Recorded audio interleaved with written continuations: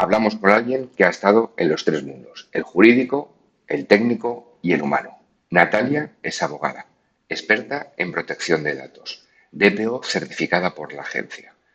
Además, forma parte de un CSIR y por si fuera poco le está metiendo mano al reglamento de inteligencia artificial.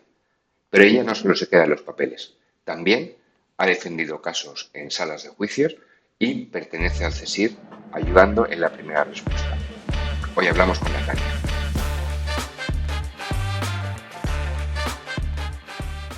¿Qué tal, Natalia? ¿Cómo estás? Hola, ¿qué tal? ¿Qué ¿Qué tal, tal? Javi? Oye, lo primero, muchísimas gracias por venir, por pasarte, por darnos un hueco y ayudarnos Ah, a concienciarnos con este tema que es muy importante, el derecho tecnológico. No lo sabemos todavía muy bien, ¿verdad? bueno, unos más que otros. Muy bien, pues oye, Natalia, para quien no te conozca, por favor, ¿puedes presentarte? Bueno, pues yo me licencié en Derecho hace ya muchos años en la Universidad Autónoma de Madrid. He ejercido muchos años como abogada. Ujú. Eh, También desde hace ya muchos años, paralelamente con mi ejercicio como abogada, ejerzo como consultora legal especializada en derecho tecnológico, pues, por ejemplo, en materia de protección de datos personales, comercio electrónico, contratos informáticos, inteligencia artificial, estas cositas raras. No te aburres, no te aburres.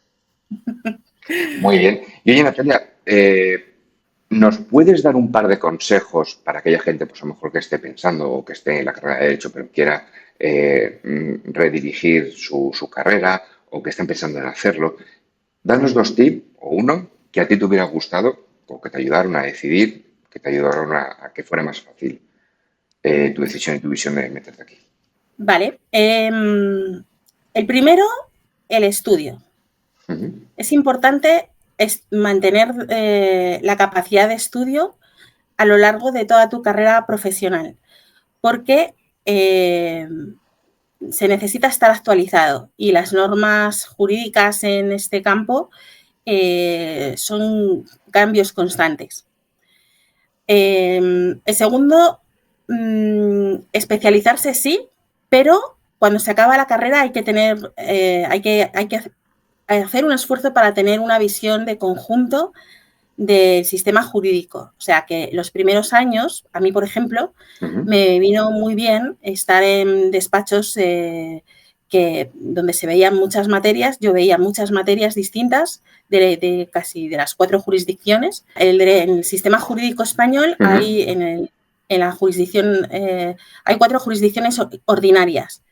Es civil, penal, contencioso administrativo y social. Ujú. En civil se ve pues un poco todas las relaciones entre particulares, hay muchos temas también, pero por ejemplo, derecho de familia, temas de arrendamientos, contratos de diferente naturaleza, administrativos básicamente la relación con las administraciones públicas, Ujú. sociales en el ámbito laboral, del trabajo, la seguridad social, y penal, pues todo lo que son persecución de actos presuntamente delictivos. Ujú. ¿Y qué es lo que te trajo, aparte de ese estudio constante, que me consta, valga la redundancia, que a ti te gusta estar actualizado y demás, qué más aspectos te atrajo del mundo eh, jurídico, aplicado en lo tecnológico y no en lo mercantil, en lo social, etcétera, Uh -huh. etcétera? Pues desde mi punto de vista, lo más interesante y lo más bonito de este campo es que está en plena construcción Ujú. y que además es un campo que mira muchísimo al futuro, al presente, pero también mucho al futuro. Sin duda. Y eso me gusta mucho. No es que no considere importante las otras partes del derecho, que por supuestísimo lo son, porque, como decía antes, el derecho no son departamentos estancos, el derecho está interconectado por todos los sitios. Pero digamos que las materias más, vamos a llamarles clásicas, Ujú. ya hay muchas cosas dichas, aunque por supuesto que se puede profundizar mucho en cada una de ellas, pero el derecho tecnológico eh, te, te da la posibilidad de enfrentarte a muchos desafíos. Ujú. Y te cojo aquí que, aprovechando que me dices, ¿cómo fue ese salto, tu salto, de ese mundo clásico, tradicional que comentas, al compliance y a la ciberseguridad? Porque hay un trecho bastante amplio. Hmm. Bueno, yo tuve la suerte de empezar, cuando acabé la carrera y empecé a trabajar, el primer despacho de abogados donde yo me salté al mundo laboral, pues fue un despacho, esto fue en los años, a ver, yo acabé la carrera en el 88, pues empezaba el mundo de Internet a nivel, digamos, popular. Ujú. El despacho donde yo entré por primera vez en el mundo laboral debía ser de los pocos despachos en España que entonces tenían Internet. Ujú. Y por supuesto ya O sea, que fuisteis tenían una de todas las pioneras. las bases de jurisprudencia ya estaban digitalizadas, eso ya era más común, pero sobre todo la posibilidad de acceder a Internet muy temprana. Ujú. Bueno, después también tengo que decir que me casé con un informático y eso también tuvo su, También también tuvo su empujaron. influencia. Pero sí, empecé a trabajar con estos temas ya hace mucho tiempo. Después hice un primer máster en Derecho de Telecomunicaciones y Nuevas Tecnologías, lo que entonces eran nuevas tecnologías, ahora ya no son tan Ya casi nuevas, antiguas. hay otras. Sí, pero como he dicho, siempre van apareciendo cosas. En los años 90, el mundo de la protección de datos era todavía bastante nuevo, entre comillas, cosa que ahora ya no podremos decir porque ya está muy desarrollado y muy asentado. Y sin embargo, ahora lo que estamos empezando a profundizar mucho más a nivel jurídico es en la inteligencia artificial. Sí, que luego hablaremos de ello, pero también estás metiéndole de mano. Natalia, antes has comentado que trabajas como auditora en protección de datos, ves diferentes empresas y demás. ¿Cuál es el error más común de las empresas que creen que ya cumplen? Pues eso, que creen que ya cumplen. A ver, hay que distinguir entre empresas que quieren tener muchos títulos y certificaciones Ujú. colgadas en la pared y las que de verdad quieren dar un servicio de calidad y con garantías. Se pueden tener muchos títulos, muchas certificaciones y no tener montado un sistema que de verdad garantice la seguridad. Ujú. Eh, digamos que el compliance, que ahora está tan de moda, eh, tiene que tener unas raíces bien profundas, no se tiene que quedar en la superficialidad. Ujú. Lo resumiría así. Pues nos quedamos con esa. O sea, que al final el pensar que ya lo tenemos bien es lo que nos va a abocar a tenerlo mal. Bueno, el pensar que lo tenemos bien es bajar un poco la guardia. Siempre tenemos que pensar que hay algo que se puede mejorar. Ujú. Y sobre todo, no conformarnos con que, bueno, como ya tenemos el titulito de no sé qué o el certificado de no sé cuántos, ya con eso está listo. Mm, Es un sí, trabajo pero no. constante, una mejora continua, podríamos decirlo, ¿no? Se asemeja al ciclo de Deming, el famoso PDCA. Muy bien. Natalia, también hemos dicho que formas parte de un equipo de respuesta ante incidentes, lo que es un CSIR. Ujú. ¿Qué pasa cuando un incidente real te obliga a traducir el compliance a decisiones? A ver, cuando se produce un CSIRT, lo Ujú. que ves normalmente, no siempre, pero es muy habitual que la gente, o sea, la entidad o las personas que han sufrido ese ciberataque, pues están normalmente nerviosas, lo cual es normal, porque además cuando son empresas, pues, por ejemplo, con los ataques de tipo ransomware que están a la orden del día, ¿Están de moda?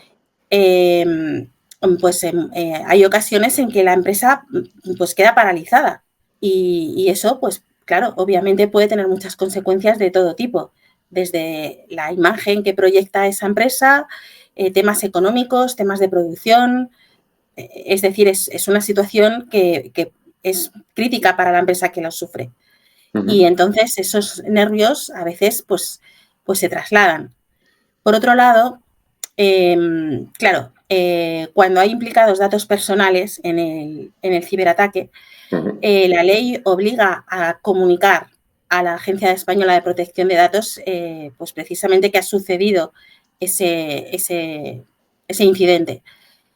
Y bueno, pues hay que enviar un formulario electrónico bastante extenso, donde se hacen muchas preguntas.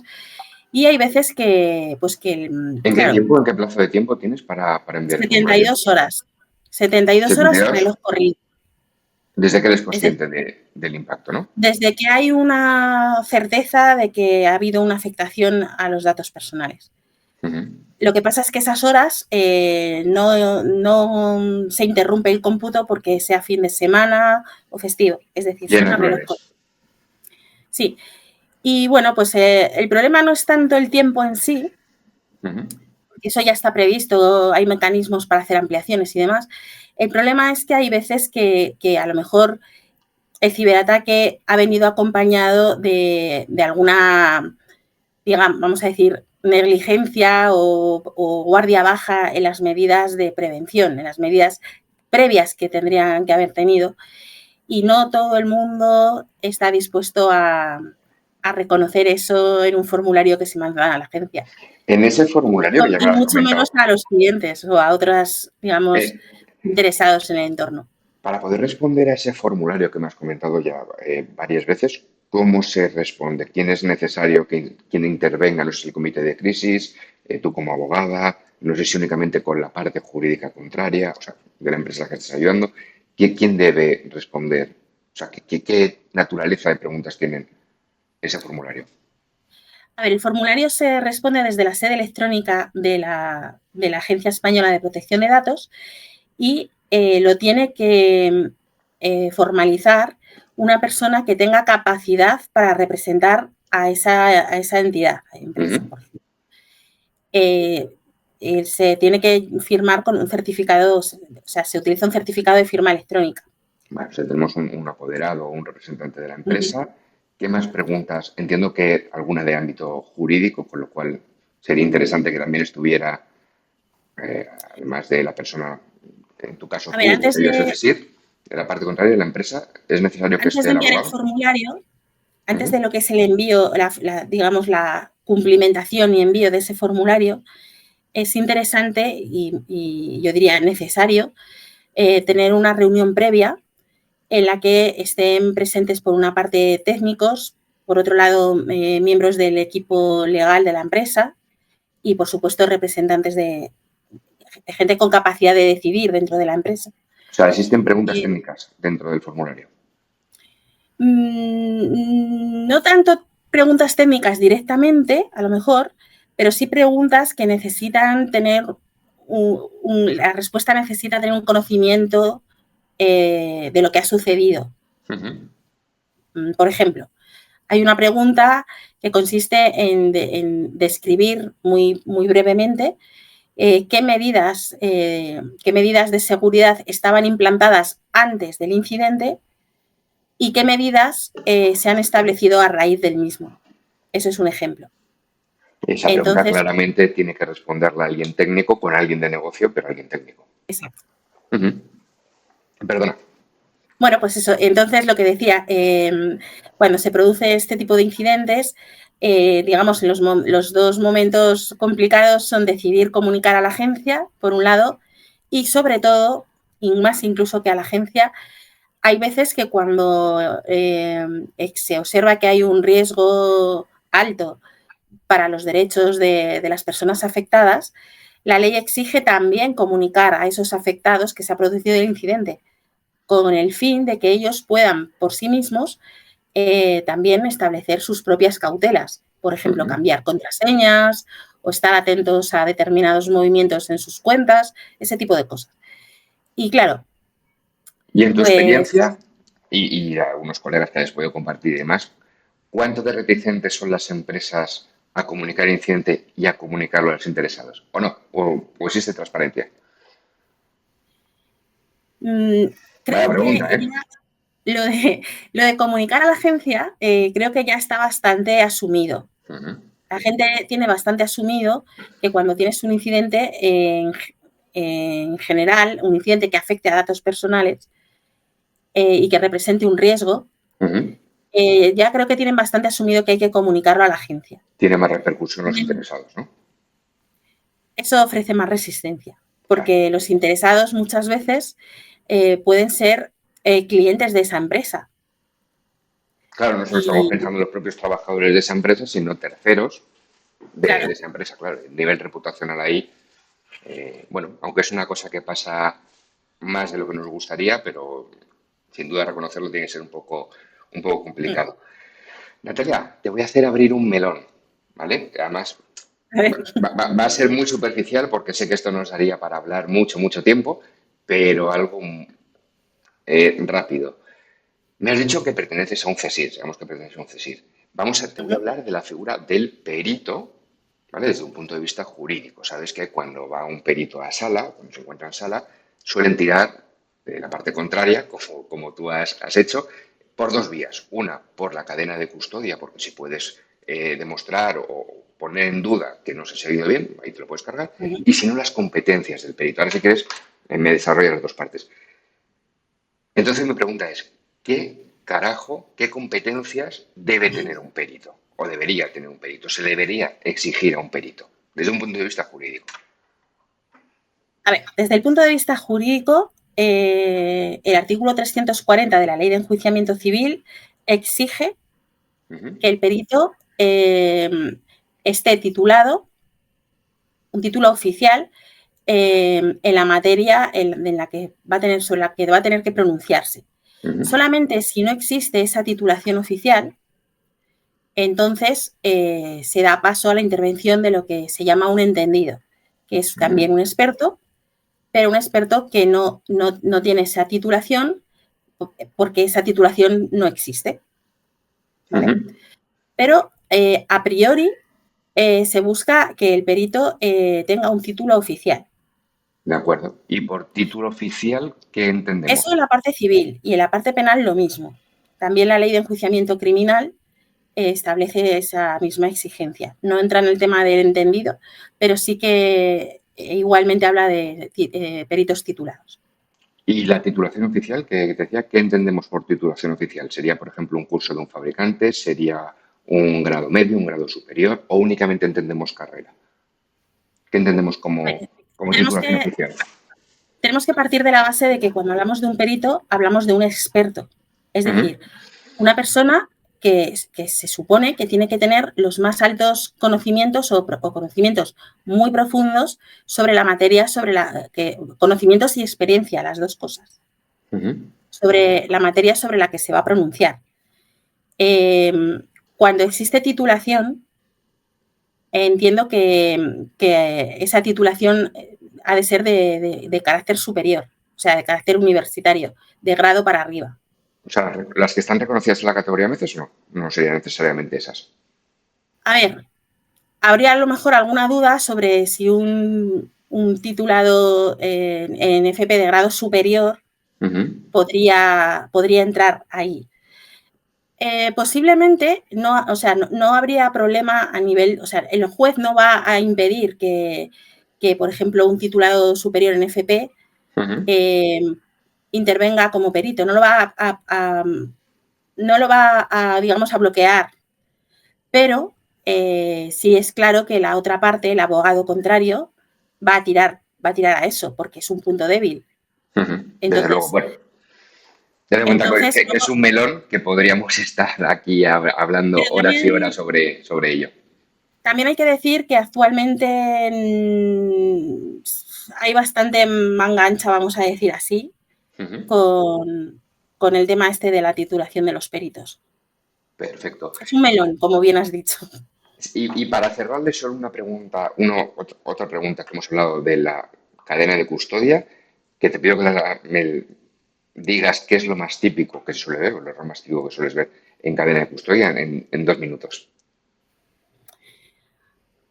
A ver, hay que tener en cuenta que cuando se produce un incidente de seguridad, un ciberataque, dependiendo del tipo de ciberataque que sea, claro, la víctima, el atacado, tiene prisa por resolverlo, especialmente cuando es una empresa y, como he dicho antes, a lo mejor tiene la producción parada pues claro, tienen prisa por resolver y por volver otra vez a la normalidad. Ujú.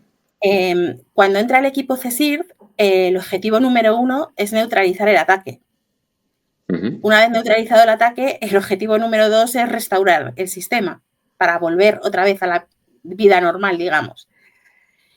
En ese impasse puede ser que se destruyan pruebas, o más Ujú. que pruebas, por hablar con propiedad, evidencias Ujú. digitales. Y entonces, pues diría que si desde un principio se ve que sería viable iniciar un procedimiento judicial, que no siempre lo es, pero si desde un principio se ve que existe una cierta viabilidad para iniciar un procedimiento judicial, habría que tener cuidado de no destruir ese tipo de evidencias. Ujú. Pueden ser logs, pueden ser Perfecto. comunicados, hacerlo ante notario, por ejemplo. Pues digo que ahí lo dejamos porque es un melón muy gordo el que te acierto con esas dos preguntas y ya vendrás otro día y si quieres nos centramos únicamente en eso. Pero no quería que esto se acabara sin preguntarte, que también hemos estado hablando, que le estás metiendo mano al reglamento de inteligencia artificial, ¿cómo estás viendo dicho reglamento que se está llevando a la práctica? Bien, el regulador va tarde, ves paralelismos con GDPR.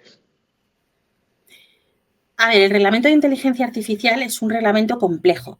Ujú. Complejo como lo es también el Reglamento General de Protección de Datos. Es un reglamento complejo que intenta abarcar una gran, digamos, muchos aspectos de muchas situaciones que se pueden dar con la inteligencia artificial. Sobre todo está focalizado en los sistemas, modelos de inteligencia artificial y sistemas de inteligencia artificial de alto riesgo. Ujú.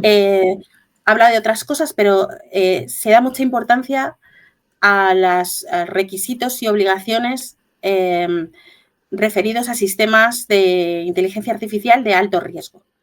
Y por otro lado, también se establecen unos usos de inteligencia artificial que se consideran prohibidos Ujú. de forma absoluta. ¿Cómo cuáles?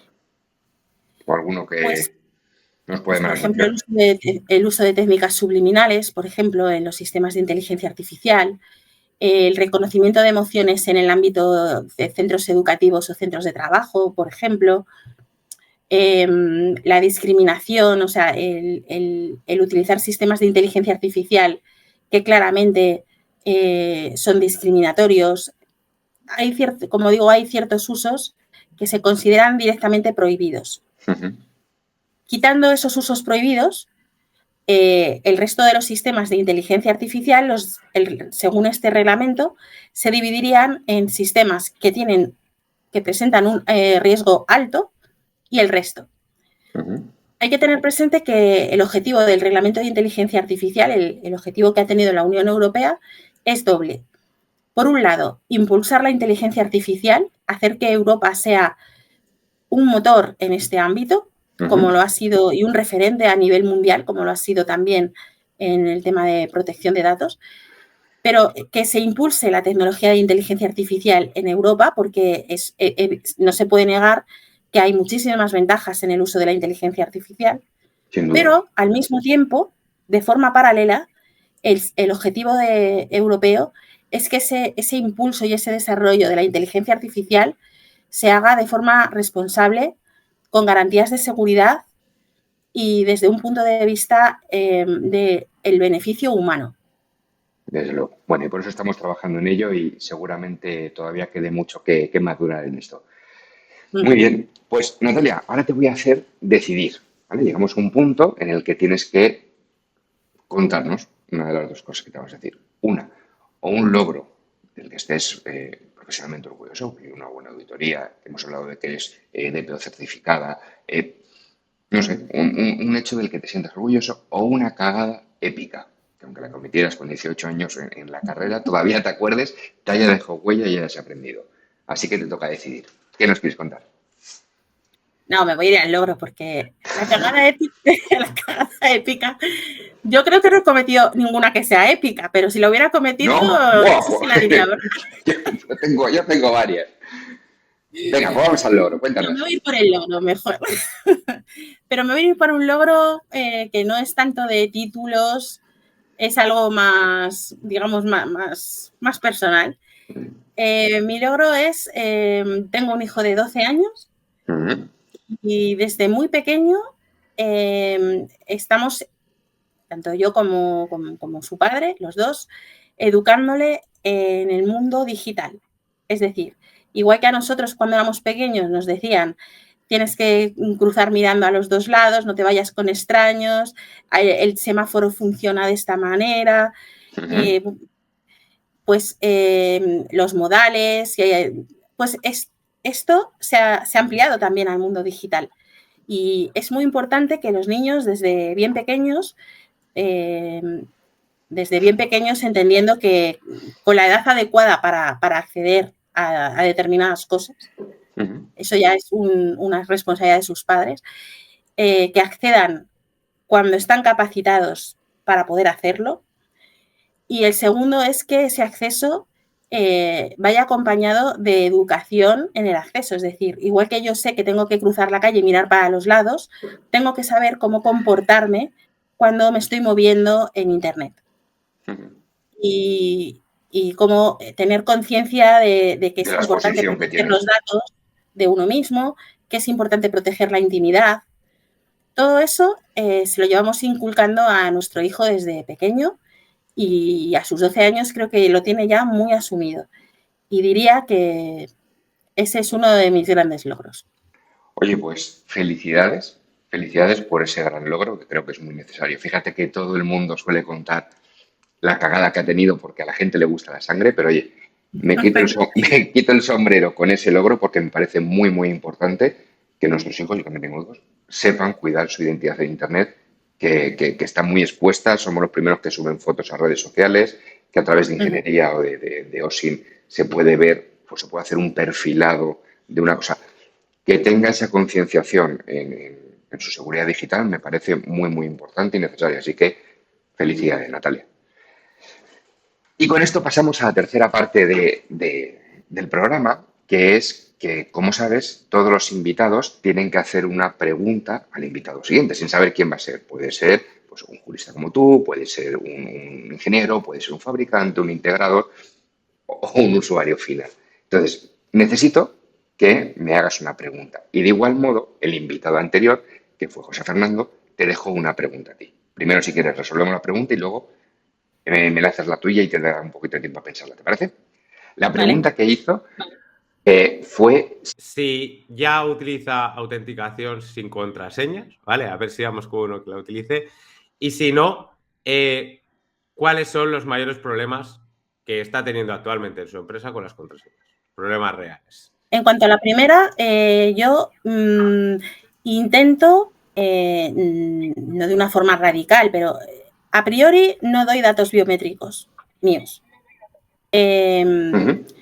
Así que soy más partidaria personalmente de utilizar, eso sí, contraseñas robustas, complejas. En algunos casos he podido utilizar huella digital, pero no es lo que más... O sea, si lo puedo evitar, lo evito. Vale. A ver, la gestión de contraseñas, claro, es que cada vez tenemos más contraseñas. Tenemos ya contraseñas para 50.000 cosas. Y como una de las medidas de seguridad es que no se pueden tener escritas en notitas ni en POSIT y tal, por razones obvias, o llevarlas en el móvil, o bueno, pues al final pues acabas olvidándote de las contraseñas cada 2x3, o por lo menos yo. Pero como tampoco las quieres escribir en ningún sitio, pues no sabes muy bien qué hacer. Al final acabas estando todo el rato renovando contraseñas porque todo el rato se te han olvidado las que tenías. Y te sale el típico meme ese de no puedes volver a poner tu misma contraseña, ¿no? Una vez que la das a resetear. Claro, o sea, todas las normas de seguridad de contraseñas, que hay que cumplirlas, obviamente, pero son todas las que te complican la vida para poder luego acordarte de ellas. Entonces, sabemos que seguridad y comodidad no suelen ir de la mano. No, muy bien. Pero hay que ser consciente de que hay que hacerlo, que hay que ir con contraseñas seguras. Muy bien. Aunque se nos... Y dicho esto, ¿cuál es tu pregunta para el siguiente invitado? Puede ser incómoda, absurda, legal, puramente emocional, lo que tú quieras. La voy a hacer malévola. Le voy Adelante. a preguntar si estaría dispuesto a dar sus datos personales a cambio de la aplicación de moda. Vaya pregunta. Muy bien, pues ahí se queda Natalia. Oye, de nuevo, muchísimas gracias por venir, por acompañarnos, por esta labor de concienciación que has hecho y, bueno, por poner un poquito más de luz en ese mundo jurídico en el que muchos estamos perdidos. Gracias a ti. Un placer. Cuídate, Natalia. Nos vemos. Chao. Hasta luego.